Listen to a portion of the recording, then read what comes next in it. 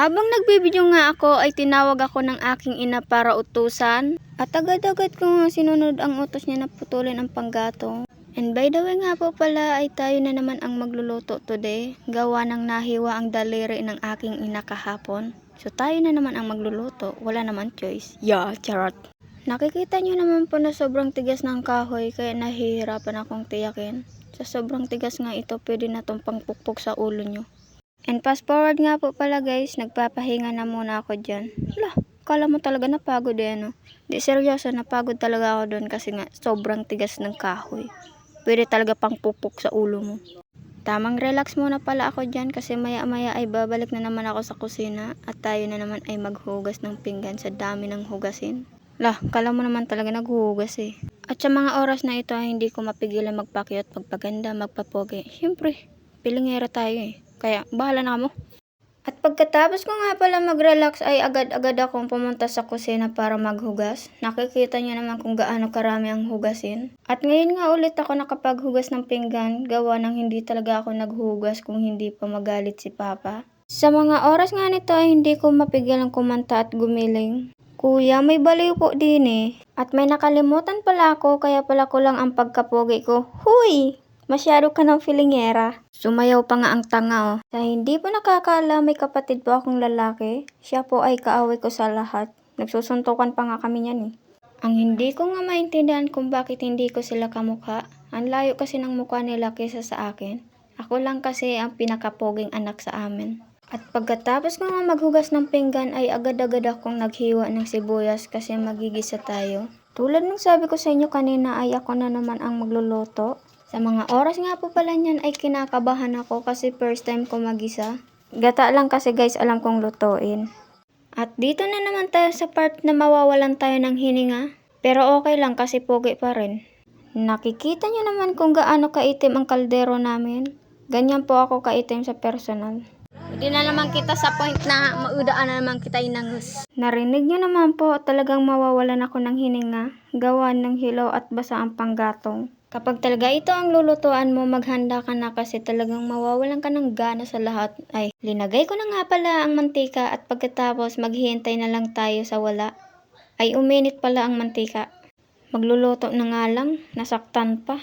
Sanit. At pagkatapos linagay ko na pala ang nagpapaiyak sa atin lahat. Halo-halo lang guys. Parang mekos-mekos ba? Mekos-mekos, insan. At pagkatapos natin i-mekos-mekos ay naglagay tayo ng 3 paminta. Pangpalasa, sana ako na lang. Hoy, grabe naman yun. Hindi ko pala nasabi kung ano ang lulutuin ko. Ang lulutuin ko po ay ubod ng nyog. Kapag talaga nasa probinsya ka ay maski ano mo makakain. At pagkatapos kong halinagay ay minekos-mekos ko na naman. At dito na naman tayo sa punto na mawawalan tayo ng hininga. Maghintay tayo ng 5 minutes bago magkalakaga. Mekos-mekos, insan. Sa mga oras nga nito ay sinabihan ako ng aking ina na lagyan ko na raw ng tubig. At dito nga ay kinakabahan na ako kasi akala ko ay mababagyo ang aking luto. Takpan muna natin ito at maghihintay tayo ng 5 minutes bago asinan. After 5 minutes ay linagyan ko na nga ito ng asin, bitchin at hindi mawawala ang pangpasarap, magic sarap. Pero may kasabihan ako, aanhin mo ang magic sarap kung ang nagluluto naman ay masarap. Huy! Sa mga oras nga nito guys, yung kaba ko grabe na kasi hindi pa siya nagkakalakaga. Hindi lang halata sa mukha ko kasi pogi nga ni. At titikman na nga natin kung maalat or matabang. Nakadalawang tikim pa nga ako kasi hindi ko maintindihan yung lasa. Hindi natin maintindihan yung lasa kaya naman ipapatikim natin sa kapatid ko. Nakikita nyo naman yung mukha para wala siyang tiwala sa kapatid niya. Okay na? Tabang. Sabi ng kapatid ko ay matabang raw ang lasa, kaya naman maglalagay tayo ng isang dakot na asin. Kitang-kita sa mukha ng kapatid ko kung paano siya madismaya sa luto ko.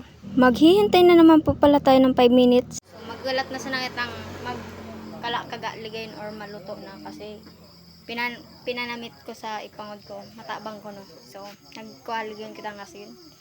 Hindi pa man. Ang uyam kay ading panggatong. Limi. Nagaparoran kay di daw di nagabagyo. Hindi ko maintindihan kung bakit palagi ditong naulan. Kahit napakainit, bigla na lang naulan. Parang ikaw, bigla ka na lang nawala. Okay naman tayo nung sada. Tama na guys, nagpapakyut na naman siya. Guys, nagkala kaga na siya guys. Kita na nabot ng 5 minutes. Para kasi. So, latan talas na magluto. At hindi nga nagtagal tinikman ni Papa ang aking luto. At alam ko na naman ang sasabihin niya. Tingnan nyo kung ano ang sasabihin niya.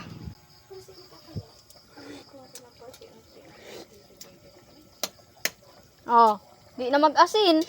Cheese timpla. Ako. O, diba? Hindi mo alam kung nasasarapan o ewan eh. Good or not? Good or bad? Latan talas na guys magluto. Problemado sa kusinera na mo. Nakastang kaya siya sa kamot. Sinaksak mo. Binabalda. Hindi mo nakikita. Binabalda. So, latan talas na magluto. At habang naghihintay kami maluto, ay naglalambingan ang aking magulang. Ganyan talaga sila guys, kahit may mga tao dito sa amin ay naglalambingan sila. Kakaingit nga, sana malambing din mamaya. Huy! Guys, tayo nyo kung maglambingan ka din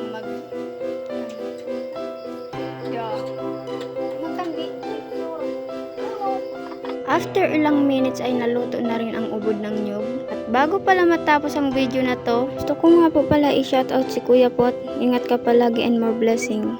At gusto ko rin po pala i-shoutout ang aking pinsan na si Jasmine David, na sana bigyan ka pa ng katinoan ng pag-iisip mo. Charot, ay namimiss ka na ni Mami, umuli ka na sa December, kataon namimiss ka na mo. So pretty naman ang mami ko na yan. Hanggang dito na lang guys, mag-happy feel muna kami.